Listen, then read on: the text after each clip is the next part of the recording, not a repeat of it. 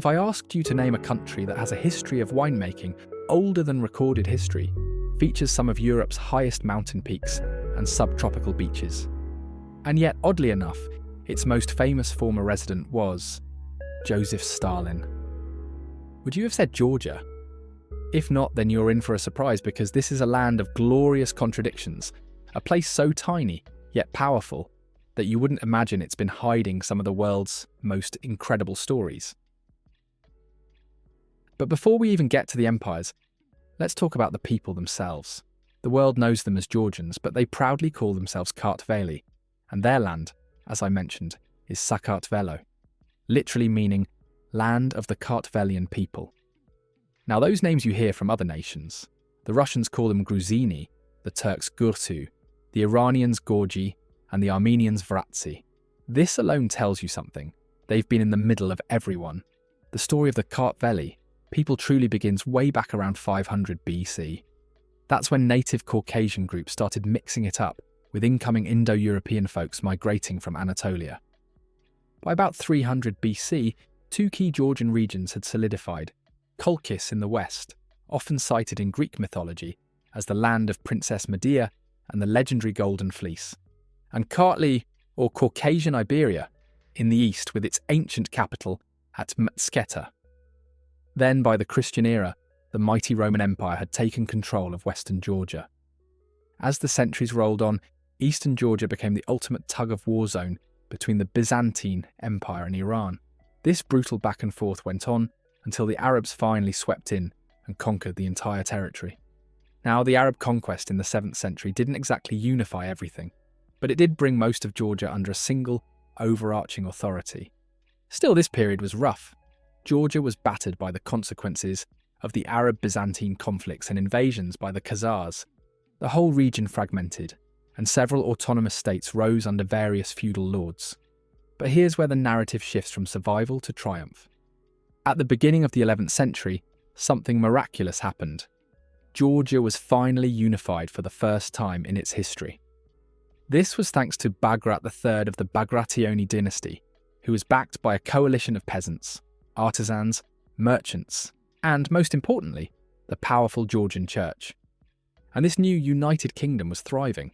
Bagrat's successors, especially David the Builder and his great-granddaughter Queen Tamar, didn't just maintain the kingdom, they catapulted it to its zenith. They managed to repulse the onslaught of the Seljuk Turks and established Georgia as the most powerful state in all of Transcaucasia. Tbilisi became the glittering main centre, and this era, ranging from the 12th to the early 13th centuries, is widely considered Georgia's golden age. We're talking about an explosion in arts, incredible architecture, and literature that defined the national culture. But, as with all golden ages, this one had a dark ending. Because around the 1220s, the Mongol invasion reached the Caucasus, and by 1243, the Mongol tide had swept over Georgia. The kingdom was utterly subjugated and forced to pay tribute in money and troops. This was a crushing blow, and the kingdom gradually broke up into smaller, squabbling Bagratid kingdoms and principalities by the 15th century. For the next few centuries, up until the 18th century, poor Georgia was, once again, the battlefield, this time for the devastating wars between the Iranian Safavids and the Ottoman Turks. It was a continuous cycle of destruction, with countless Georgians taken as slaves, but then a glimmer of hope.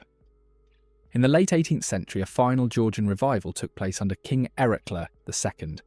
He knew his position was precarious, so he looked for a strong Christian ally to secure his nation's future. So, given geography and religion, the choice was clear: Russia. In 1783, Georgia signed the Treaty of Georgievsk, officially placing itself under Russian protection. And the king probably thought they were already safe. Well, not so much. Russia saw an opportunity. They annexed parts of Georgia at the start of the 19th century and had swallowed the rest by the mid-19th century. As a result, Georgia, the ancient kingdom, was now a province of the vast Russian Empire, and Russian rule brought a mixed bag. On one hand, there was prosperity. The population increased fivefold by World War I, and Tbilisi became the seat of the Russian administration and a cultural revival centre. On the other hand, the Russians controlled the administration, the Armenians dominated the economy, and the Georgians were left mostly as farmers. Plus, the 20th century wasn't any better, because following the chaos of the Russian Revolution and the ensuing civil war, Georgia finally saw its chance. In March 1918, it separated from the crumbling empire, and on May 26, 1918, declared its independence. This first independence, however, was tragically short-lived. In February 1921, the Red Army invaded, and Georgia was absorbed into the emerging Soviet Union, which then turned them into a separate constituent republic of the USSR in 1936. Under the Soviet umbrella, Georgia endured the purges of the Stalin era, who, ironically, was born Iosif Dugashvili in the Georgian town of Gori. On top of that, it also saw rising nationalism, especially when, in a famous 1978 moment, Georgians fiercely and successfully fought against the Soviet attempt to remove their native language as the republic's official language. Finally, in the late 1980s, under Gorbachev, various demonstrations pushed for independence. The people had had enough. The Soviet Union was dissolving, and after a brief, tense period, Georgia finally regained its full independence in 1991. This new independence wasn't easy, facing internal political turmoil, which saw the rise and fall of leaders like Gamsa Kurdia and the return of former Soviet Foreign Minister Eduard Shevardnadze in 1992. Okay, so after diving into the wild rollercoaster history of Georgia, we have to talk about the stage where this entire epic played out, its geography. Georgia is a transcontinental country nestled right at the crossroads of Western Asia and Eastern Europe, specifically in the Caucasus region, bordered by Russia to the north, Turkey and Armenia to the south, Azerbaijan to the southeast, and the beautiful Black Sea to the west. Now, considering its small size, which, if you're wondering, is only at around 69,700 square kilometres, or about 26,900 square miles, you would not believe the sheer diversity of its terrain. You can literally go from subtropical beach vibes to alpine tundra in a matter of hours.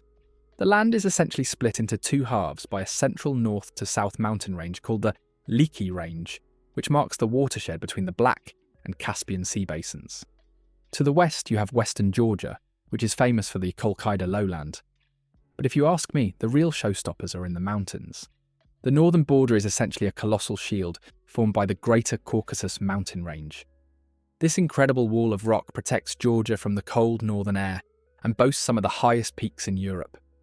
We're talking about giants like Mount Shkara, which is the highest point in the country, at 5,203 metres, or 17,070 feet, and the iconic, dormant volcano, Mount Kazbek, at 5,054 metres, or 16,581 feet. This entire northern region is a rugged, ice-clad area, dotted with glaciers and deep, spectacular gorges. Moving south in the central part of the country, you'll find eastern Georgia, which is far more continental. This means summers here are hot, and the winters are considerably colder. Plus, this is where the mighty Mtkwari River, also known as the Kura River, flows, passing right through the capital, Tbilisi, and heading east towards the Caspian Sea. Finally, in the south, you have the Lesser Caucasus Mountains, which are lower in elevation but still form a significant and rugged boundary. It's this complex geographic setting that has determined everything from the culture to the economy. So, now that we've got a handle on the landscape, what about the political landscape that manages all this natural beauty? That's coming up next, because honestly, getting independent in 1991 was just the start. The real heavy lifting, which involves building a functioning state and economy, has been an ongoing project. When Georgia finally broke free from the Soviet Union, it didn't just swap one system for another, it started the massive, complicated journey from a centrally planned economy to a market-oriented one, and from an authoritarian state to a parliamentary democracy. It's been a bumpy road, marked by internal conflicts, most notably involving the autonomous regions. But the overall political direction is clear: integration with the West. Georgia is often described as an upper-middle-income country right now, and a lot of its political focus is on deepening ties with the European Union and the United States. They've also been a member of the World Trade Organization, or WTO, for years, which shows how committed they are to being a global trading player.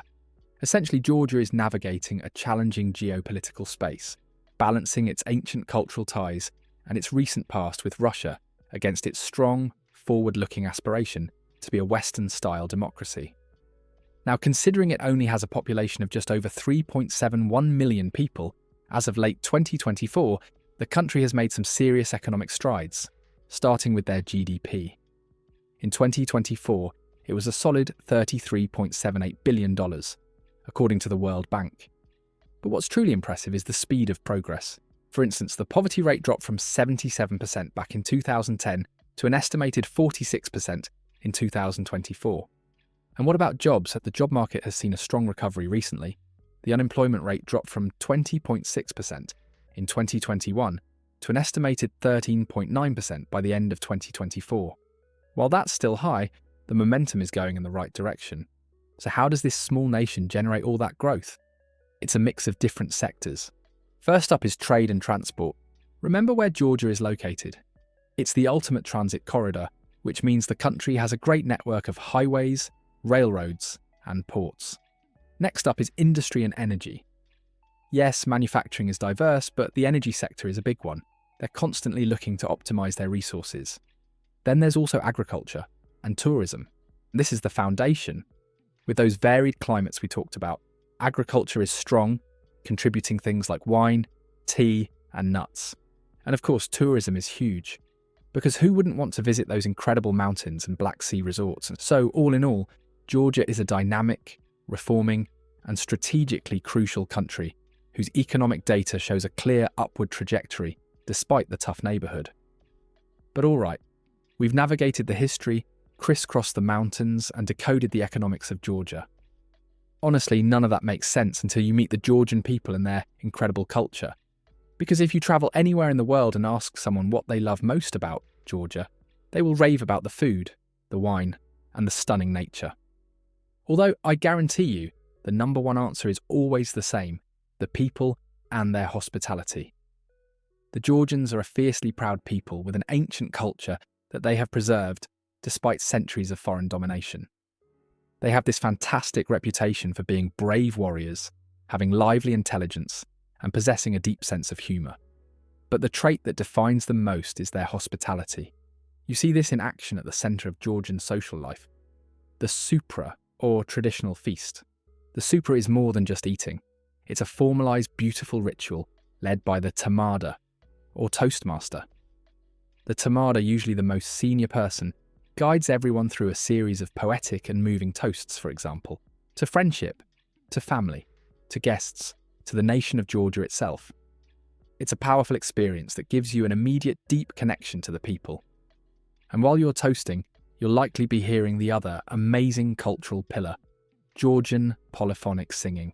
This musical tradition is so unique and complex that it has been recognised by UNESCO as a masterpiece of the oral and intangible heritage of humanity. Imagine 3 distinct vocal lines harmonising simultaneously. It's absolutely mesmerising. So how do you experience all this exuberant culture? You join a party, of course. Luckily, the Georgian calendar is packed with excuses to celebrate. If you head to Georgia in early January, you'll catch the tail end of the global festive season and the start of theirs. The Georgian Orthodox Church celebrates Christmas on January 7th, following the Julian calendar. In Tbilisi, the streets are alive with the Alilo procession, where participants, sometimes dressed as biblical characters, march through the streets carrying gifts to distribute to the less fortunate. It's a beautiful custom that was actually suppressed during the Soviet era, but has made a fantastic comeback. And keep an eye out for the unique Christmas decoration, the chichilaki, a small, delicate Christmas tree made from shavings of hazelnut or walnut branches.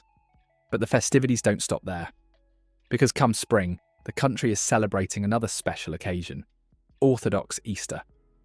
So on Good Friday, you'll see locals dyeing Easter eggs deep red, symbolising the blood of Christ, and baking the traditional Easter bread, Pascha.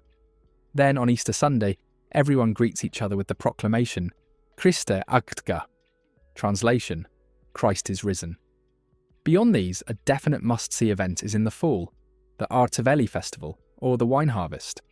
This usually happens in September and October, especially in the major wine regions like Kakheti and Racha-Lechkumi. This is a true celebration of Georgia's 8,000-year history of winemaking. Wineries fill with singing, dancing, grape picking, and of course copious drinking of local wine and the potent local spirit, cha-cha.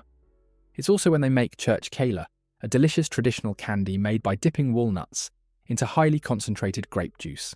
So, as you can see, the beautiful blend of ancient customs, fervent faith, deep familial bonds, and that incredible, unstoppable love of life. That is the essence of Georgian culture. And speaking of culture, I'm curious, is there something in your local traditions that has similar elements to Georgian practices?